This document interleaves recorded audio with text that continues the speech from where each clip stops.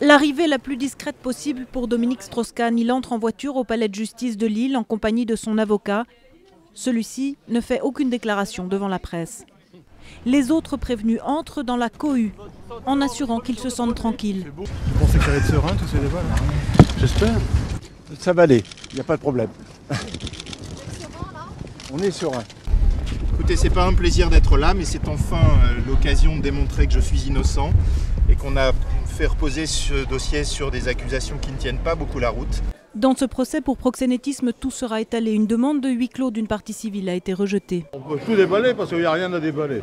Hein, je vais vous dire, les parties civiles, avant de me connaître, nous connaître toutes ces personnes, toutes se prostituer. Donc arrêtons, il n'y a pas de pression sur ces filles pour qu'elles se prostituent. C'est un paradoxe de vouloir aujourd'hui fermer les portes du prétoire dès lors que ce dossier est sur la place publique depuis quasiment 3 ans et que les violations de l'instruction ont été institutionnalisées depuis le début de cette affaire.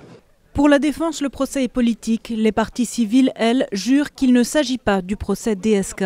Si à l'encontre de Dominique Strauss-Kahn et à l'issue des débats, il y a des éléments qui justifient une condamnation, nous la soutiendrons. Si à l'inverse, au cours des débats, on voit qu'il n'y a rien, eh bien, nous ne nous enferrerons pas dans une logique qui n'est pas la nôtre. Qu'il soit politique ou non, le procès est ultra médiatique. Il va durer 3 semaines.